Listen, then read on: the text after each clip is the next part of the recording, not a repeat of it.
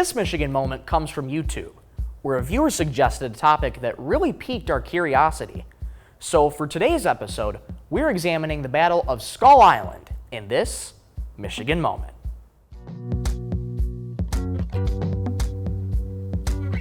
The Battle of Skull Island was a decisive battle in a war between the Ojibwe and the Sauk people for control over the Saginaw Valley. During this time, the Saginaw Valley was considered a bountiful land, desired for its abundance of fish and game. According to oral histories, the war took place around the mid-1600s, only decades before French missionaries first arrived in the valley. The Sauk are an Algonquin language people. It's believed that they originated along the St. Lawrence River in what is today northern New York State. The Sauk refer to themselves as Thakiwaki, which translates to people who come from the outlet. Sometime around the beginning of the 17th century, the Sauk fled New York, eventually settling in the Saginaw Valley. The name Saginaw comes from an Ojibwe word meaning of the outlet bay. Some historians believe the valley was named after the Sauk people.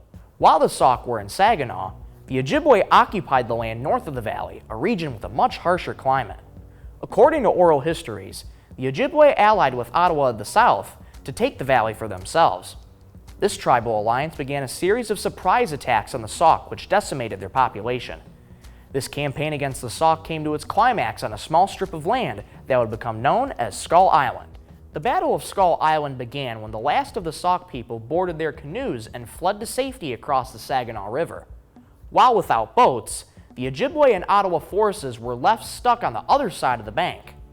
However, when night came, the river froze, allowing the warriors to cross the ice on foot and slaughter the remaining Sauk. The aftermath of the battle saw Saginaw seemingly absent of Sauk.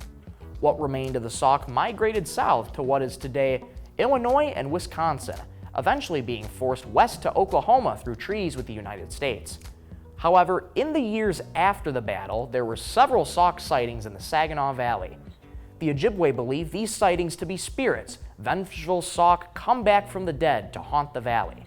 Whether they were spirits or just the last remnants of a people on the fringes, that small spot of land on the Saginaw River is known to this day as Skull Island, a subtle reminder of a violent episode in Michigan's past.